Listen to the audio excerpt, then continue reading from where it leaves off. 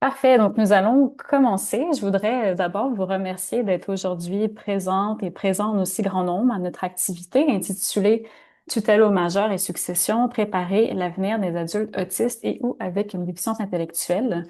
L'activité d'aujourd'hui va être animée par Maître Joanie Lalonde-Kircharski. Donc, Joanie Lalonde-Kircharski est une notaire et une conseillère juridique qui est spécialisée dans l'accompagnement des familles d'enfants à besoins particuliers. Je vais la laisser se présenter davantage.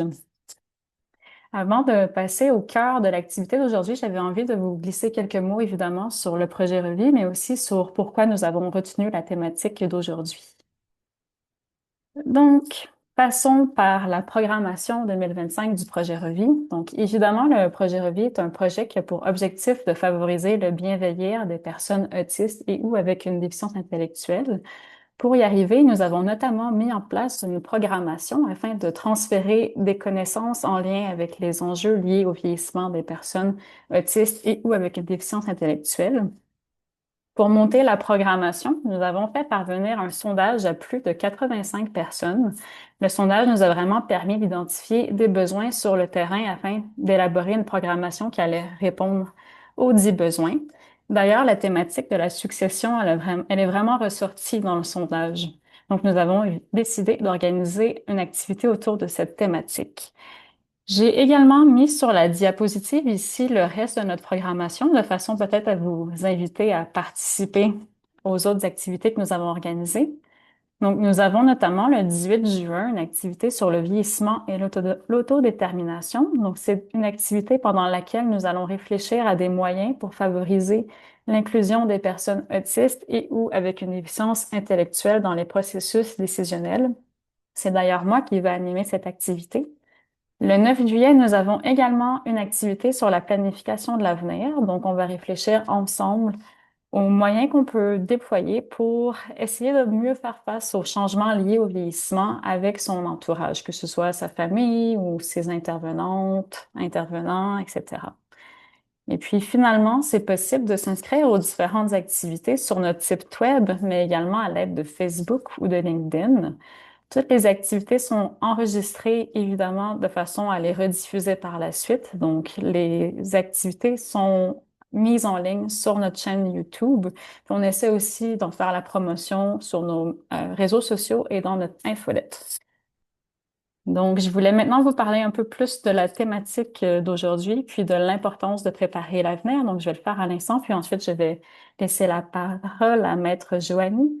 Donc, la préparation de l'avenir, c'est vraiment un cheval de bataille pour le projet Revie. C'est important de préparer son avenir pour tout le monde. En fait, qu'on soit neurotypique ou neurodivergent, c'est vraiment important de réfléchir à qu'est-ce qu'on va faire quand on vieillit. Donc, la préparation de l'avenir va permettre plusieurs choses, comme par exemple le fait d'identifier des valeurs et les souhaits des personnes et des familles, et évidemment d'aligner notre avenir avec ces valeurs et ces souhaits-là. La préparation de l'avenir va également permettre aux personnes et à leurs familles d'avoir plus de contrôle sur leur vie en prenant des décisions à des moments opportuns. Ici, j'utilise l'expression moment opportun parce que c'est important de ne pas prendre les décisions dans l'urgence. On assiste souvent dans le contexte du vieillissement des personnes autistes et ou avec une déficience intellectuelle à des situations où les personnes vont devoir prendre des décisions suite à la maladie, par exemple, ou suite à un déménagement imprévu lié à une perte d'autonomie grave. Donc, on veut éviter de prendre des décisions dans ces moments qui sont plus ou moins propices. Et puis, finalement, la raison pour laquelle nous avons invité Maître Joanie aujourd'hui, c'est parce que le droit notarial va notamment permettre de soutenir l'exercice de préparation à l'aide de soutien juridique. Donc, je vais maintenant laisser la parole à Maître Joanie Lalonde-Pircharski et arrêter mon partage d'écran. D'ailleurs, encore merci d'avoir accepté notre participation, notre invitation, pardon, à participer à l'activité d'aujourd'hui. Ben, c'est moi qui vous remercie. Merci, Karianne, puis au projet Revie pour cette belle invitation, puis pour la préparation de cette programmation très importante, qui sont des sujets très importants à mon sens. Donc, ben écoutez, bonjour à tous, vous êtes en grand nombre. Merci d'être là aussi avec moi ce midi. Puis, écoutez, ça me fait vraiment plaisir de vous parler de sujets vraiment vastes et larges, je dirais, là, la tutelle au majeur puis la succession. Je pense que je pourrais parler de chaque sujet pendant 3 heures. Donc, je vais essayer vraiment d'aller droit au but, vous donner le plus d'informations possible, concrètes aussi, peu importe dans la situation dans laquelle vous êtes. Et comme le disait Karianne, donc je suis notaire et je suis notaire depuis presque 15 ans maintenant. Puis je fais que ça dans ma pratique. En fait, accompagner des parents, des proches aidants. Pour les tutelles aux majeurs, les successions, je fais aussi beaucoup de testaments, mandats de protection. Puis quand on est parent je dis parent ou proche aidant parce que là, il y a les frères et sœurs aussi, là, ou la famille ou élargie, ou les grands-parents, tu sais. Euh, puis quand on a un enfant qui soit majeur ou mineur, qui vit avec une déficience intellectuelle ou avec un trouble du spectre de l'autisme, ben, il y a d'autres questions, il y a d'autres enjeux qui sont là. Et pour moi, c'est une pratique où il y a beaucoup de notions juridiques, mais il y a beaucoup de notions humaines aussi. Tantôt, Karianne parlait de aligner avec les valeurs, puis pour moi, c'est super important aussi, ce point-là. Donc, si vous permettez, j'ai préparé moi aussi un petite présentation. Donc, je vais partager comme ceci. OK. Non, je pense que je vais aller avec un autre écran. Tantôt, j'ai fait ça comme ça. Je pense que ça va être préférable. Hmm. Est-ce que vous voyez mon écran comme ça? Oui? Oui, OK. Puis si je change comme ça, vous voyez toujours? oui, ça fonctionne. Tu peux. Merveilleux. Merci. Merci beaucoup. Parce qu'on est un grand groupe, hein, donc il y a beaucoup de choses sur mon écran. Merveilleux. Merci. Donc, ben, je vous propose 3 grands thèmes aujourd'hui. J'aimerais ça commencer par une mise en contexte, un peu mettre la table ensemble, puis ensuite de regarder les différents véhicules légaux de représentation puis de protection. C'est sûr qu'on va se concentrer sur la tutelle au majeur, mais des fois, c'est le fun de comparer qu'est-ce qui existe puis de voir qu'est-ce qui s'applique dans différents cas de figure. Puis ensuite, ben, je vais terminer avec des étapes pratiques pour la planification de l'avenir, peut-être justement d'un point de vue plus notarial, juridique, préparation. Euh, donc, on y va comme ça. Puis, notez vos questions. À la toute fin, ça va me faire plaisir d'y répondre. Puis, juste vous mentionner aussi que je vais partager la présentation avec Karianne. Donc, vous n'avez pas besoin de prendre, vous pouvez prendre OK. des notes, évidemment, mais sachez que vous allez avoir la présentation également. Parce que c'est important pour moi de vous donner le plus d'informations possible puis que l'information soit disponible, accessible. Donc, la mise en contexte. Ben, écoutez, c'est qu'un enfant différent qui devient adulte, mais qui a des besoins, ben, c'est sûr qu'il y a quelque chose de plus hein, qui se passe là. Donc, je fais peut-être un petit contexte avant 18 ans, après 18 ans, parce que, par exemple, comme parent, quand notre enfant a moins de 18 ans, ben, jusqu'à ses 17 ans et la veille de ses 18 ans, le parent est le tuteur légal de son enfant. OK? Donc, c'est son répondant légal, peut signer les bulletins, peut prendre des décisions. Euh, et donc, ça se passe jusqu'à 18 ans. Donc, la fin de la tutelle légale qu'on appelle des parents, ça arrête, si vous voulez, la veille des 18 ans. Donc, le nouvel adulte qui a 18 ans, qui se réveille le matin, ben, il est considéré comme apte jusqu'à preuve du contraire. OK? C'est le principe. Donc, puis là, les photos qui sont là, c'est des mamans que je connais, qui sont des alliés, que j'aime beaucoup. Et donc, moi, c'est important pour moi de à la fois de connaître le juridique, le droit, mais aussi de toujours avoir le pouls des parents aussi qui vivent les choses pour vrai sur le terrain, qui reçoivent les lettres, qui signent les formulaires, puis de pouvoir se démêler dans tout ça.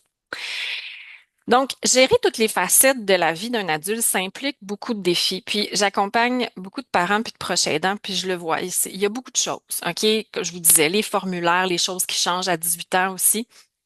Puis, en fait, ce qu'il faut savoir d'emblée, c'est que au Québec, là, seul un tribunal peut déclarer une personne inapte à s'occuper de sa personne, puis à gérer ses biens, puis à exercer ses droits civils. Sauf que, tu sais, dans la nuit du 17 au 18 ans, là, notre enfant, il change-tu vraiment? Ben, souvent, non. Là. Il va se lever le matin, il va manger la même chose au déjeuner, puis la vie continue, mais de façon pratico-pratique puis légale, ça change. Euh, des ressources, ben écoutez, ça, il y avait tellement à dire sur le sujet que j'ai eu la chance d'écrire un livre sur le sujet. Tout ça parce que j'avais concocté un petit guide maison à l'origine, aidé avec des parents parce que je trouvais que le 18 ans, il y avait quand même beaucoup de choses qui arrivaient. Le livre qui est devenu Au-delà des 18 ans. Puis, c'est parce que ce qui arrive, c'est que l'inaptitude, vous savez, ça peut arriver au cours d'une vie. OK, on n'est personne à l'abri de ça. Je suis pas à l'abri de ça, moi, de devenir inapte un jour. Puis, je vous dis ça parce que je garde toujours ça en mémoire. Je me dis toujours, aujourd'hui, là, j'ai 40 ans, j'ai toutes mes facultés, mais ça veut pas dire qu'un jour, il n'y a pas quelque chose qui va basculer pour moi. Fait que des fois, je me dis dans quel genre de société je veux vivre. Mais bon, ça, c'est une autre histoire. Mais donc, l'inaptitude, ça peut arriver au cours de la vie. Une maladie dégénérative, l'Alzheimer, un AVC, un traumatisme. Mais il y a aussi des situations qui peuvent déjà exister. Dès la naissance, hein, comme une déficience intellectuelle, un trouble du spectre de l'autisme, une maladie qui cause des problèmes au niveau du développement, syndrome, quelque chose de génétique, au niveau cognitif. Donc, je mets un peu la table là, pour, euh, pour ce qu'il en est. Euh, je veux vous parler de deux ressources super importantes, à mon sens, que je veux vous partager. Vous les connaissez peut-être déjà, mais il y a un nouveau projet qui a vu le jour qui s'appelle Parents aidants Cap 18 ans. J'ai eu la chance de participer à ce projet-là au niveau de tout ce qui était le volet juridique. Euh, c'est orienté vers le passage aux 18 ans, mais je vous dirais qu'il y a énormément d'informations aussi sur toutes sortes de sujets, comment se préparer, un aide-mémoire, ligne du temps, les soins et services de santé, les aspects financiers, démarches administratives, prestations gouvernementales, formulaires, documents, REI, compte de banque. Mais il y a vraiment toutes sortes de choses au niveau de la santé, des testaments, de la tutelle. Puis moi, je trouve que c'est super bien expliqué. C'est concis, puis c'est fait pour les parents et proches aidants et par aussi ces personnes-là. Donc, c'est vraiment bien fait. Honnêtement, allez faire un tour si vous connaissez pas. Puis, je vous invite aussi à consulter aussi le site de l'accompagnateur qui offre un répertoire de ressources puis de bottins là, pour quand on veut trouver une ressource, là. Donc, je fais un petit partage pour vous là, en commençant. Donc, le cadre légal. OK? Dans le cadre légal au Québec, il y a des options quand on veut, qu'on dit représenter quelqu'un, quand on veut parler pour quelqu'un ou qu'on veut aider ou accompagner quelqu'un. Donc, en premier, il y a ce qu'on appelle la procuration. Ensuite, il y a le mandat de protection. Il y a aussi la nouvelle mesure d'assistance. Je dis nouvelle parce que c'est nouveau depuis 2022. Il y a la représentation temporaire, puis il y a la tutelle au majeur. Puis moi, je trouve que c'est mêlant, là, à un moment donné, quand il y a tous ces concepts-là, puis qu'on ne sait pas trop. Fait qu'aujourd'hui, j'aimerais ça démêler un petit peu tout ça avec vous pour vraiment se situer. Donc, si on commence la procuration, c'est quoi? Ben, c'est pour qui d'abord? C'est pour toute personne majeure qui est apte à donner son consentement. OK? Puis ça, c'est vraiment important. C'est que quand on est apte à donner notre consentement, on peut donner une procuration à quelqu'un d'autre. C'est pourquoi? Ben, c'est pour permettre immédiatement à une personne d'agir en notre nom. Donc, on peut donner une procuration à quelqu'un pour payer une facture, pour aller à la banque. Donc, des fois, on a ça en tête, là, une procuration bancaire. Pour vendre un meuble, un immeuble, supposons que je suis en voyage en Chine, à l'autre bout du monde, puis que pendant mon voyage, ben, ma maison se vend, je pourrais signer une procuration pour que quelqu'un signe pour moi lors de mon absence. OK? Je suis apte, je pourrais le faire, mais je peux pas le faire parce que je suis pas là ou ça m'aide que quelqu'un d'autre le fasse. Donc, pour signer un document, procuration des fois pour la SAAQ, pour un véhicule ou un bon, tu sais, vous voyez là un petit peu le principe. Donc, ça, c'est une procuration. Mais je répète qu'il faut être apte pour donner la procuration. C'est ça. Donc, j'avais mis quelques situations. Puis, en fait, ce qui est important à savoir, c'est que quand on donne une procuration à quelqu'un, on peut autant l'annuler. Donc, je pourrais autant donner la procuration à quelqu'un que je pourrais, après ça, retourner à la banque et dire j'annule. Je veux plus donner de procuration. Fait que je garde le contrôle sur ce que je confie à quelqu'un ou que je retire. OK? Donc, ça, c'est une procuration. Après ça, il y a ce qu'on appelle le mandat de protection. Anciennement, on appelait ça un mandat en cas d'inaptitude, mais là, on a changé ça maintenant pour mandat de protection. Fait que ça, c'est pour qui? C'est pour toute personne majeure, encore là, qui est apte à donner son consentement. Puis pourquoi on fait ça? C'est en prévision de. C'est pour nommer la personne ou les personnes qui vont prendre soin de nous si on devient inapte dans le futur. OK? Donc, et rendu là, si on devient inapte, ben, la personne qu'on aura désignée va exercer les pouvoirs qu'on leur a mis dans notre mandat. Fait que moi, j'ai fait un mandat de protection. Puis j'ai nommé des personnes puis tout ça. Puis tu sais, je souhaite que jamais je vais devenir inapte puis que le document, coudonc, il reste dans mon tiroir puis que je l'utilise jamais. Mais si jamais il m'arrive une situation où je suis en inaptitude, ben on a le document. Ce document-là, on peut le faire devant notaire, on peut le faire aussi devant témoin.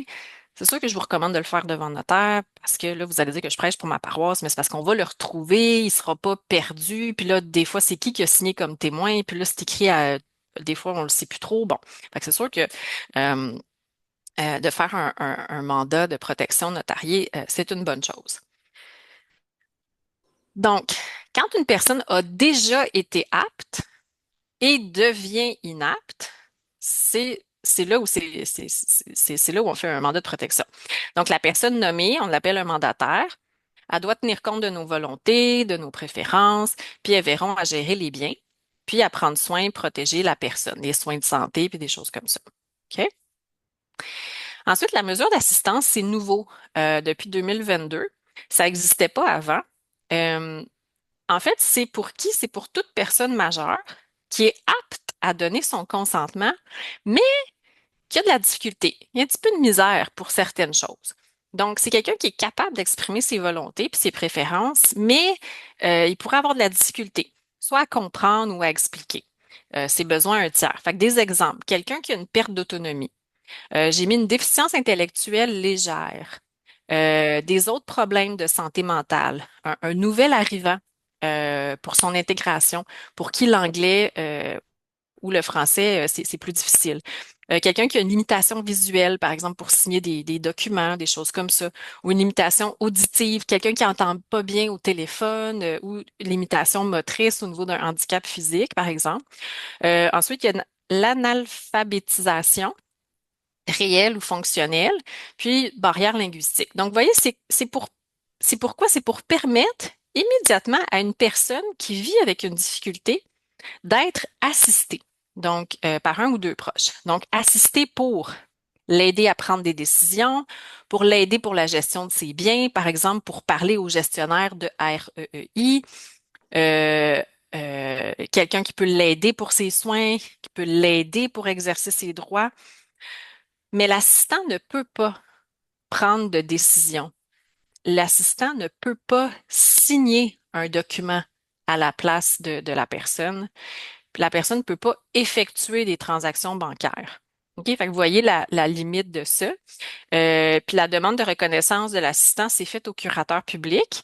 Euh, il y a des entrevues avec la personne qui veut être assistée, l'assistant, puis il y a une inscription du nom de l'assistant au registre public des assistants. C'est une durée de 3 ans. Puis la personne assistée, elle peut y mettre fin en tout temps. Puis on peut aussi aller voir un notaire pour se faire aider. Donc moi, je fais aussi des accompagnements pour des assistants aux majeurs. Ensuite, il y a la représentation temporaire. C'est plus rare que je vois ça, mais je vous en parle aussi parce que c'est une possibilité. C'est pour toute personne majeure qui est inapte à donner son consentement, puis qui peut pas accomplir un acte précis. Donc, c'est fait pour, ça le dit, les représentations temporaires, c'est pour nommer temporairement, désigner donc une personne pour accomplir l'acte à la place de la personne majeure. Puis le représentant il peut agir uniquement pour l'acte pour lequel la représentation temporaire est demandée. Puis la mesure de représentation temporaire, ça prend fin quand l'acte est terminé. Fait que je vais vous donner des exemples. Par exemple, si on a une personne qui serait pas capable de comprendre euh, une situation dans laquelle il est impliqué, puis il y a un procès civil ou criminel ou quoi que ce soit, ben la personne pourrait représenter la personne inapte dans un procès, euh, signer un bail, vendre une maison. Vendre une maison, pourquoi ça pourrait arriver? C'est que des fois, il y a des gens qui décèdent sans testament. Ça va être, on va en parler un petit peu plus tard, l'importance de faire un testament. Puis quand on décède sans testament ou qu'on n'a pas prévu qu'est-ce qui allait arriver, puis les choses, puis tout ça, bon, on peut se retrouver quelqu'un qui ne sait pas lire, écrire, compter, qui connaît pas, puis tout ça, ben, se retrouve peut-être impliqué dans une situation sur un terrain, une maison ou quelque chose. Puis là, il faut vendre ou faut faire quelque chose ou hypothéquer. Puis la personne, elle peut pas, elle n'a pas la capacité de pouvoir comprendre, de pouvoir signer. Puis on veut pas non plus que quelqu'un profite de sa vulnérabilité. Puis lui passe quelque chose en dessous du nez, là, tu sais, surtout quand il y a des sous en jeu. Donc, on pourrait nommer un représentant temporaire pour ça, emprunter de l'argent, hypothéquer un immeuble ou encore, assez classique, renoncer à une succession. Parce que ça arrive que malheureusement, il y a des successions qui sont non solvables, des successions où il y a plus de dettes que d'actifs. Donc, quand on a une succession insolvable, on peut renoncer à une succession, mais c'est un acte notarié qu'on fait devant notaire. Fait qu'il faut que la personne comprenne la teneur de l'acte et tout ça. Puis si c'est pas possible, ben on peut faire une renonciation à une succession par un représentant temporaire. Puis ensuite, ben en bout de ligne, il y a la tutelle au majeur. Fait que la tutelle au majeur, c'est pour qui? C'est pour la personne majeure qui vit avec une inaptitude puis qui est pas ou plus en mesure d'exercer ses droits seul, puis pour une personne qui a besoin d'un représentant, qui a besoin de quelqu'un pour la représenter, puis ça va être aussi applicable pour une personne majeure qui n'a pas fait de mandat de protection quand elle pouvait en faire un. OK, je vous apporte une nuance ici parce que n'importe qui a 18 ans dépassé puis qui fait pas de mandat de protection, ben, on se retrouve avec rien. Qui va prendre, si la personne devient inapte, on se retrouve devant rien, ben, il va falloir qu'on fasse une tutelle au majeur. Puis si on est devant une personne qui a plus de 18 ans, mais qui est pas en mesure, il n'était pas en mesure de faire un mandat de protection, puis qui a besoin d'être représenté, ben, il faut aller vers la tutelle au majeur aussi. Donc, pourquoi on fait ça? C'est pour qu'une personne assure la protection de la personne inapte et ou la gestion de ses biens puis l'exercice de ses droits civils. Parce que ce qui arrive, c'est qu'on a la tutelle au bien, puis la tutelle à la personne. Ça peut être un ou l'autre, ou ça peut être les deux en même temps, la tutelle au bien et à la personne. Dans la tutelle, ça va consister à quoi? Bien, ça va aller selon les besoins, OK, de la personne majeure inapte. Donc, comme je disais, la tutelle peut porter sur la gestion de son patrimoine, l'exercice de ses droits, donc la tutelle au bien, la banque, la caisse, les contrats, parler au téléphone, Revenu Québec, Revenu Canada, bon, vous voyez le genre. Puis la tutelle aussi peut porter sur la protection de la personne, son bien-être moral, sa représentation, l'exercice de ses droits civils, la défense de ses droits, tutelle à la personne. Donc, et les deux aspects ensemble, c'est les biens de la personne. Il y a eu des nouveautés en 2022, des nouveautés que je salue et des nouveautés qui sont en cohérence avec, mon Dieu, l'évolution de la société. Et il y a beaucoup de groupes hein, communautaires qui ont fait des représentations à l'Assemblée nationale pour que certaines choses changent et évoluent. Donc, je salue aussi les gens qui se sont mobilisés pour ça. Parce que désormais, là, le tribunal, il tient compte des forces de la personne inapte pour ajuster le rôle des tuteurs. C'est l'autodétermination, c'est un sujet dont on entend de plus en plus parler. Pour moi, comme notaire, c'est quelque chose qui est fondamental. Donc, il était temps, en 2022, qu'on s'ajuste. Parce que ça protège les droits de la personne sous tutelle. On n'est plus dans une optique blanc ou noir. On est dans une optique où on va pouvoir venir adapter la tutelle. Donc, le tribunal adapte la tutelle en basant ses décisions sur la personne, sur des évaluations, puis la situation de la personne. Et maintenant aussi une nouveauté, les deux parents peuvent maintenant être tuteurs à leur enfant majeur. Alors ça, c'est une très, très grande avancée. Moi, j'ai beaucoup de parents que je connais qui hésitaient à faire la tutelle parce qu'ils se disaient, ben, pourquoi on n'est pas nommés tous les deux? Donc, depuis 2022, j'ai énormément de demandes là, parce que maintenant, les parents peuvent être tous les deux nommés. Donc, quand c'est adéquat, c'est une bonne chose. La tutelle au majeur, maintenant, il y a des modulations. Je vous en parle brièvement parce que je pourrais m'étendre sur le sujet, mais je veux être précise, concise, donner le plus d'informations possible. Donc maintenant, on peut moduler certains aspects. D'abord, le droit de vote. C'est pas parce qu'on est sous tutelle que automatiquement le droit de vote nous est enlevé. Puis ça, c'est important parce qu'il y en a qui hésitaient à faire la tutelle justement pour ce point-là. Donc, le droit de vote, euh, maintenant, c'est dans l'évaluation psychosociale qui est faite par un travailleur social ou une travailleuse sociale qui va établir est-ce que la personne est capable de s'identifier, puis de décliner son adresse, de présenter une pièce d'identité, puis est-ce qu'elle s'intéresse à la vie politique et tout ça. Puis si oui, ben, elle pourrait conserver son droit de vote. Ensuite, le choix du lieu d'habitation. Est-ce qu'elle est capable ou pas? Le pouvoir de faire des achats. Vous savez, moi, je trouve ça cohérent parce que peut-être que quelqu'un peut être en mesure puis avoir les capacités résiduelles de d'acheter ses petites choses, de faire une petite épicerie ou d'aller à la pharmacie, de faire ses achats. Puis pour elle, c'est important de le faire.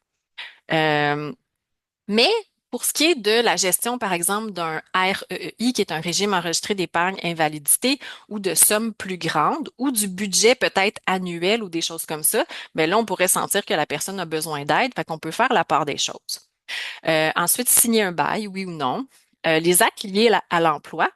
Donc, ça, c'est un autre sujet, mais bon, parce que les personnes qui vivent avec une différence sont tout à fait capables de travailler ont leur force pour apporter à la société, ben, si elles travaillent, elles peuvent recevoir et j'ose espérer être payées dignement.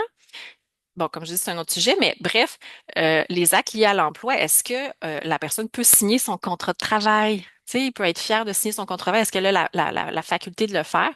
Peut-être pas, mais peut-être que oui.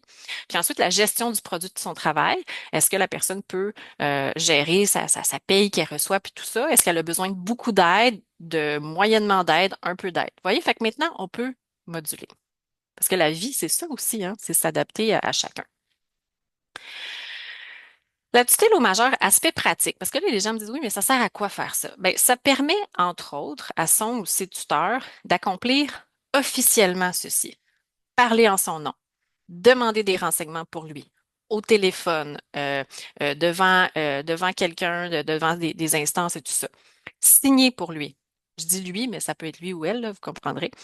Ensuite, être légitimement reconnu face aux instances gouvernementales, comptables, compagnies, médecins, pharmacie, école, milieu de vie. Euh, Veiller à son bien-être, à la défense de ses droits. Gérer son budget, ses avoirs. Consentir à ses soins ou les refuser si la personne est inapte à y consentir. Puis j'ai dit, puis de gérer, puis d'être là dans toutes sortes d'autres situations parce que vous vivez des situations qui sortent de l'ordinaire. Donc, c'est sûr que d'avoir la tutelle au majeur, ça fait en sorte que, ben, si on se fait demander, avez-vous une tutelle, êtes-vous, tu sais, justement, là, tuteur, et bien tout ça, ben, on a le papier, on l'a, tu sais, pour prouver qu'on est vraiment là la personne, la bonne personne aussi pour représenter la personne qui vit avec une vulnérabilité. Parce qu'il y a ça aussi, c'est que on est dans une ère où il peut y avoir du vol d'identité, usurpation d'identité. Quelqu'un pourrait profiter de la naïveté, vous savez, de quelqu'un ou Ah, viens ici, t'es mon ami, puis viens signer. Ben, la personne pourrait dire, ben, est-ce que vous êtes vraiment son représentant? Ben, tu sais, fait il y a comme une mesure de protection aussi, puis de contrôle. Donc, qu'est-ce que le tuteur doit faire? Ben, le tuteur, il se doit à l'égard de la personne qui représente, le faire participer aux décisions, tenir compte de ses volontés, de ses préférences, l'informer de ses démarches, de ses décisions prises à son sujet, de tenir un inventaire des biens, puis de produire une fois par année un compte annuel de gestion. Euh, donc, ça dépend toujours de ce qu'on a à gérer. C'est sûr que si ce qu'on a à gérer pour, je dis notre enfant, mais tu sais, peu importe quelle personne c'est, La plupart du temps, ce qu'on a à gérer, c'est les prestations gouvernementales, solidarité sociale, programme de revenus de base, puis le REEI. Souvent, dans la majorité des cas, c'est ça. Parfois, il y a d'autres choses qui se rajoutent parce qu'on a reçu un héritage, parce qu'on a eu un accident de la route, on a des prestations de la SAAQ, on a eu une indemnité médicale. Ça se peut qu'on ait d'autres choses à gérer, puis il y a toutes sortes de cas de figure. Mais bien souvent, ça s'en tient à ça. Donc moi, les gens qui viennent me voir, ils savent, là, je leur fais un cartable de départ avec les documents qu'il faut qu'il y ait. Puis, en tout cas, mon monde à moi, le- la vie est tellement pleine et il y a beaucoup de complexité que j'aime ça y aller le plus simple possible pour que, dans la mesure du possible, quand on sait où on s'en va, puis tout ça, là, ça, c'est une autre histoire. Ensuite, quel est le rôle et les responsabilités du conseil de tutelle? Parce que oui, je vais faire vite là, parce que je pourrais en parler longtemps, mais quand on fait une tutelle au majeur, il faut qu'il y ait un conseil de tutelle qui soit fait de 3 personnes et de remplaçants. C'est souvent l'entourage. On va faire ce qu'on appelle une assemblée de parents, d'alliés, d'amis. Le conseil de tutelle va agir dans l'intérêt, le respect des droits, la sauvegarde de l'autonomie de la personne, va surveiller la gestion du patrimoine, s'assurer que le tuteur agit dans l'intérêt de la personne, s'assurer que le tuteur veille à son bien-être, tout ça. Donc, comme un petit comité, si on veut, là. Puis je vous dirais que de plus en plus, tu sais, il y a des. Puis là, je vais vous le dire d'emblée, il y a beaucoup de parents qui fonctionnent sans conseil de tutelle, puis sans tutelle au majeur. OK? Puis si vous êtes dans cette situation-là, vous n'êtes pas dans l'illégalité, puis vous n'êtes pas, tu sais, partez pas en peur. Sauf que c'est sûr que plus ça avance là, dans le monde moderne dans lequel on vit, plus les gens se retrouvent un peu toujours entre l'arbre et l'écorce, un peu comme ils font des choses, puis là, ben, des fois, ils se butent à quelque chose au téléphone, puis c'est dur, puis bon, tout ça. Puis là, il y a une certaine génération de mes clients qui sont peut-être des parents d'un enfant adulte qui est peut-être plus dans la trentaine, dans la quarantaine, puis là, ils commencent à penser à la relève. Puis là, ils se disent, ouais. Je le fais-tu là, là? Tu sais, je fais-tu la mise en place de tout ça? Comme ça, si jamais il m'arrive quelque chose, justement, je tombe malade, malheureusement, il y a un décès, ben, tout sera pas à faire, puis à commencer. Donc, il y a des gens qui vont mettre le dossier en marche, en prévention, en prévision de. J'ai des parents qui m'appellent dès que leur enfant a 17 ans. On fait la tutelle, on veut que tout soit fait sur la coche, puis go, OK? Fait que il n'y a pas de bonne ou mauvaise réponse, c'est juste de voir quelle est vous, votre situation.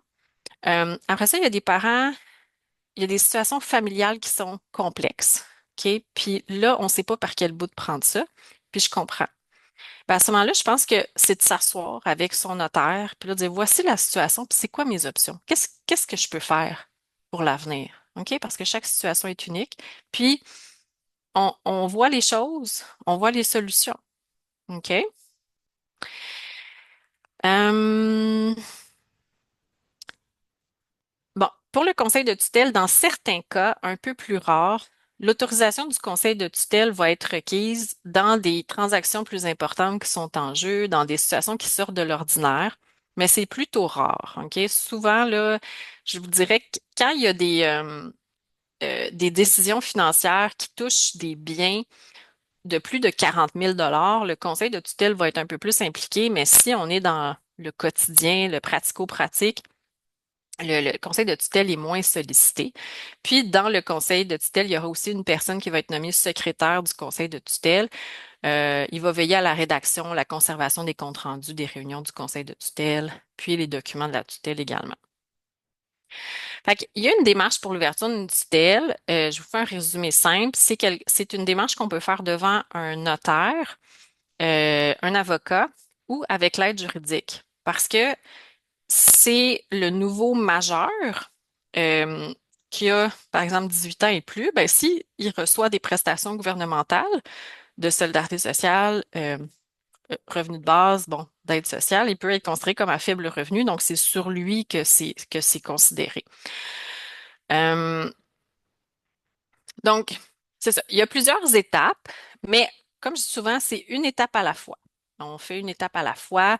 Donc, je vous résume brièvement parce que je pourrais vous en parler, comme je dis, pendant 3 heures, mais au début, on a une cueillette d'informations à faire. Euh, il y a 2 évaluations qui sont importantes dans la démarche. Évaluation médicale qui est faite par un médecin, puis évaluation psychosociale qui est faite par un travailleur social ou une travailleuse sociale. Il faut utiliser les bons formulaires. Il y a des formulaires, encore des formulaires, oui. Il faut utiliser les bons. OK? Euh, euh, oui. Aussi, nouveauté depuis environ, depuis ce printemps, en fait, printemps 2025, maintenant, les personnes qui veulent être nommées tuteurs ou tuteurs remplaçants doivent un peu montrer patte blanche, là, puis faire une recherche d'antécédents judiciaires. Euh, puis là, ben, le notaire ou l'avocat qui vous aide va envoyer des documents, puis après ça, on va faire une assemblée de parents d'alliés et d'amis, qui est comme une petite réunion de famille. On peut faire ça par Teams, quand les gens sont éloignés physiquement. On prépare les dossiers. Puis là, ben, quand tout est fait, on obtient un jugement pour vraiment euh, euh, certifier, si on veut, que les personnes sont vraiment là, les tuteurs. Puis moi, pour ma part, ben, j'explique la suite, je remets un cartable pour aider dans la gestion, puis pour le conseil de tutelle aussi. Puis j'étudie aussi que je rencontre le majeur que l'on veut protéger. Non, je pense que je l'ai pas dit, mais ça, c'est ma partie que j'aime le plus, rencontrer vos enfants. Ça fait des rencontres toujours qui sont tellement charmantes que j'aime beaucoup. Un petit conseil, faire un cartable avec tous les documents, les ressources importantes. Aussi, je vous invite pour la tutelle au majeur, si vous voulez vous informer, d'aller voir sur le site de CAP 18 ans. Il y a beaucoup d'informations. Aussi sur le site du curateur public. Il y a aussi des outils à l'usage du tuteur, du conseil de tutelle, des formulaires aussi. Puis quand la démarche est faite, il y a un agent qui est attitré au curateur public aussi si on a des questions ou si on veut de l'aide ou de l'accompagnement. Donc, en résumé, pour le cadre légal, quel choix s'offre à nous? Ben, il y a la procuration puis le mandat de protection, mais j'ai encerclé ici qu'il faut être apte. Donc, pour donner une procuration à quelqu'un, il faut être apte. Pour faire un mandat de protection, il faut être apte. Donc, ce que j'entends souvent, c'est que les parents ou les proches aidants se font dire, ben, avez-vous une procuration? Ben, c'est que dans certains cas, c'est impossible. Comprenez-vous que quelqu'un puisse donner la procuration? Ensuite, il y a la mesure d'assistance. Encore là, il faut être apte, mais vivre avec une difficulté. Puis ça ne permet pas qu'on puisse parler au nom d'eux puis signer, comme je disais. Puis après ça, ben, on a la représentation temporaire qui est quelque chose de c'est vraiment temporaire dans le temps. Puis si on veut quelque chose de plus englobant, plus continu, il y a la tutelle au majeur où là, il faut être en situation d'inaptitude. Il y a l'autre possibilité, c'est le statu quo. C'est rien faire de ça. Là, j'appelle ça la débrouillardise 101, la conciliation, puis d'être dans les zones grises. OK? Donc, euh, comme je disais, chaque cas est unique, puis il y a un temps pour chaque chose aussi. Puis il y a des situations de vie aussi. Mais tantôt, un peu plus tôt, Karianne disait, ben, est-ce qu'on est obligé justement d'attendre d'être dans l'urgence, puis dans la maladie, puis une situation qui est déjà difficile émotivement. Donc, il y a des cas où on attend jusqu'à la dernière. Puis là, on fait là, toute la démarche là, en catastrophe et tout ça. Puis il y a aussi les cas où on dit, bon, ben, on va mettre ça en place tout doucement, là, puis on va y aller étape par étape. OK? Ensuite, préparer l'avenir. Il y a l'autre volet aussi qui sont de faire un testament. Donc, je pose la question, est-ce que vous pensez que vous devez avoir toutes les réponses pour faire votre testament? Parce que des fois, c'est ça que les gens me disent. Oui, mais j'ai pas toutes les réponses. Puis là, je vous trouve bien cute quand vous dites ça parce que je me dis, ben, j'espère que vous n'avez pas toutes les réponses. Il faut bien que le notaire vous aide un petit peu, là. Il faut bien faire notre travail. Bon, je dis ça à la blague, mais ce que je veux dire, c'est que si vous attendez d'avoir toutes les réponses, vous allez attendre longtemps parce que c'est tellement difficile de penser à ces questions-là. D'une part, super émotif, euh, très difficile de prendre la distance. Ensuite, c'est très anxiogène parce que l'avenir, c'est beaucoup de points d'interrogation. Puis on ne sait pas par quel bout de prendre ça. Et il y a tellement, bon, je vous le dis, je fais un petit conversion. Il y a tellement de lois, puis de règlements, puis plein d'affaires qui s'entremêlent, puis tout ça avec l'humain, puis avec la situation familiale, puis là, notre argent, puis c'est beaucoup, là. Donc, je pense que c'est normal de voir ça comme une montagne, parce que c'en est une, mais je suis convaincue que étape par étape, puis avec un bon accompagnement, on peut arriver à un résultat qui donne justement plus de contrôle sur ce qui va se passer plus tard, puis comment ça va se passer, puis qui va être impliqué, puis qui on veut pas impliquer aussi.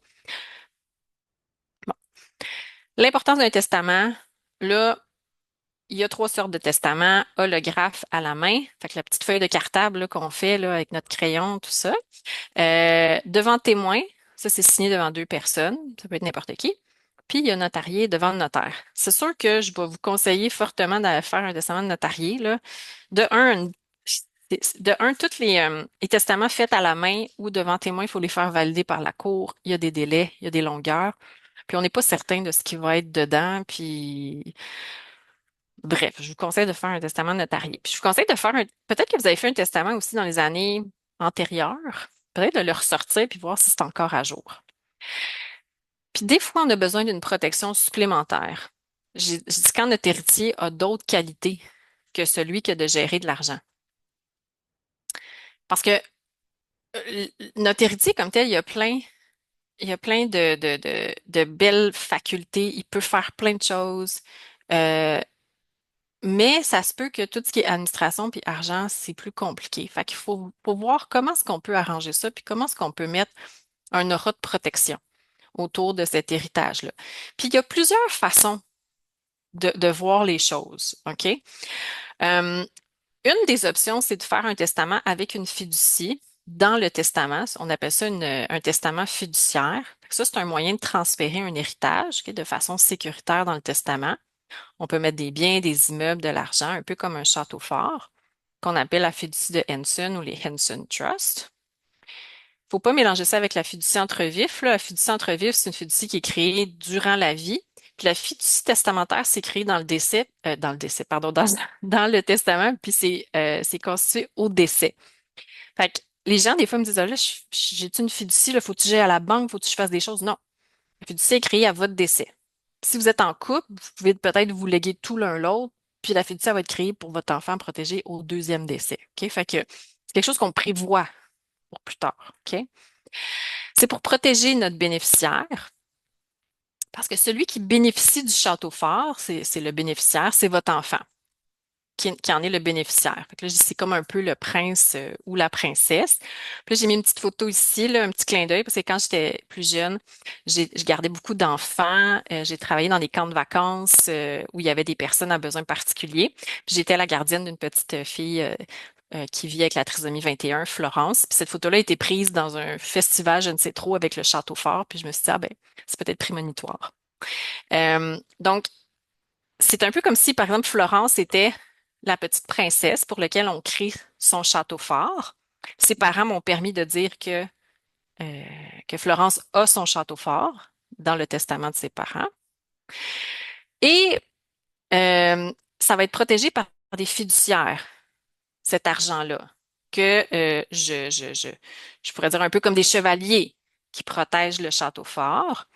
Euh, donc, qui vont s'occuper de la gestion de la fiducie, de l'héritage. Ça peut être une personne, deux personnes, trois personnes, des membres de famille, la fratrie, les frères et sœurs, des amis, un professionnel, un mélange de tout ça, une compagnie de gestion de fiducie. Fait que ça, c'est vraiment de s'asseoir avec son notaire, puis de regarder la situation, puis de voir au fur et à mesure c'est quoi les différents scénarios possibles, quelles sont les options.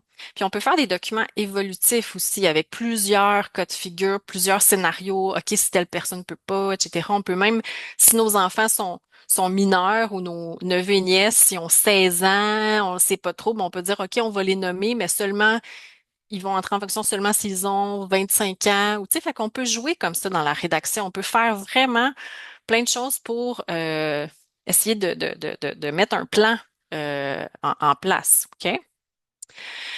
Donc, c'est sûr que les avantages d'un testament notarié avec un notaire ou une notaire qui connaît votre réalité, tu sais, vous vivez vraiment une situation unique, là. Vous vivez un peu dans un univers parallèle. Vous vivez pas la même chose que tout le monde. Puis là, il y a beaucoup de notions qui entrent en ligne de compte. Le sens, la solidarité sociale, le nouveau programme de revenu de base. On a-tu un CIPH, le crédit d'impôt pour personnes handicapées? On a-tu un REI, régime enregistré d'épargne invalidité? Le chèque emploi-service, roulement de REER, des besoins spéciaux, la dynamique familiale. C'est quoi les ressources pour les parents? C'est quoi votre régime de retraite? Par exemple, Hydro-Québec, ils ont des particularités quand on a un enfant admissible. Des conseils pratico-pratiques aussi. Puis les avantages d'un testament avec une fiducie, ben, c'est qu'on a un accompagnement avec des personnes de confiance pour la gestion pour l'avenir. On essaie le plus possible de garder les prestations puis les services gouvernementaux avec le genre de fiducie qu'on crée.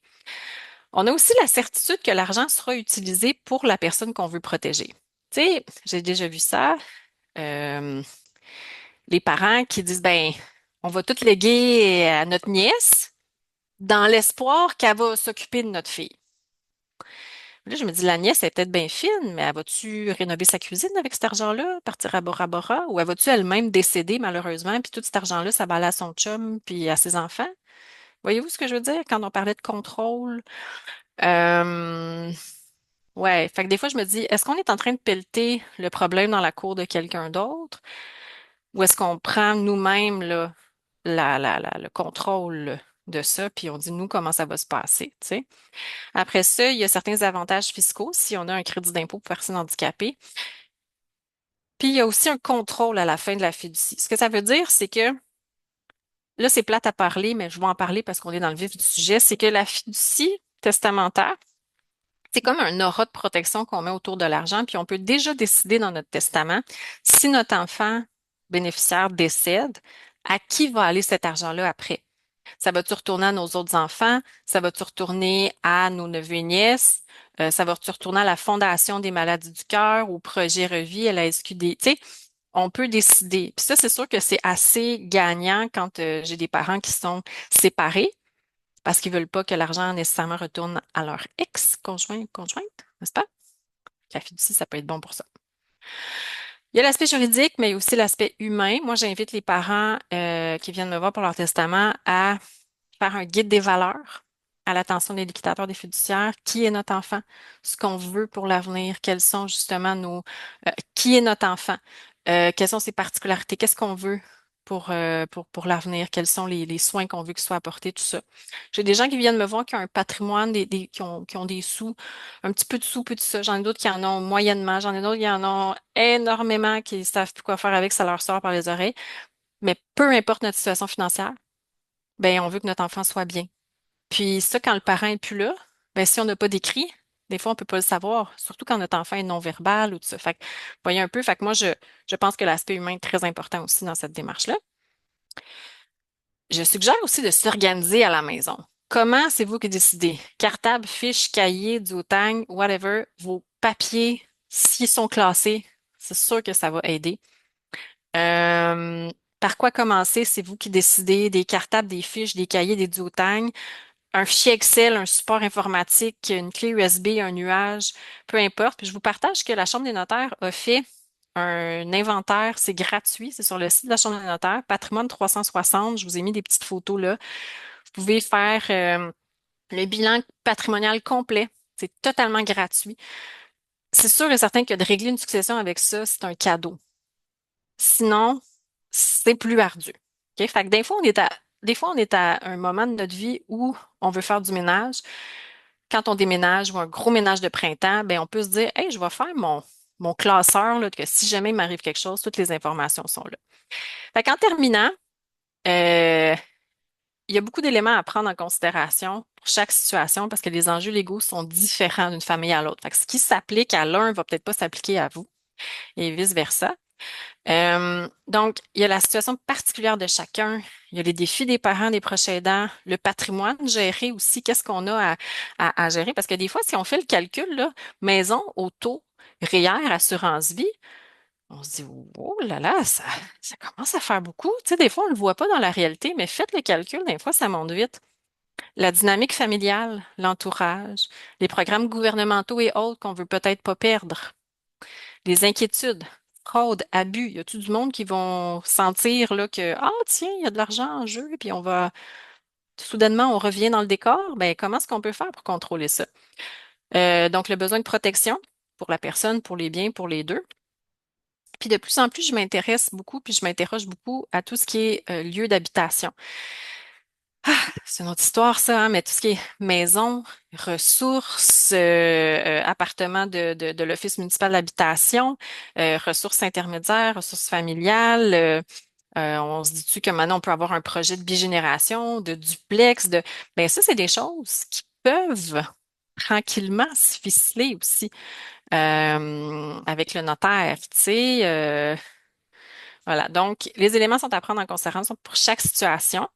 Puis, un conseil que je donnerais à la fin, c'est d'y aller étape par étape, de pas tout faire en même temps.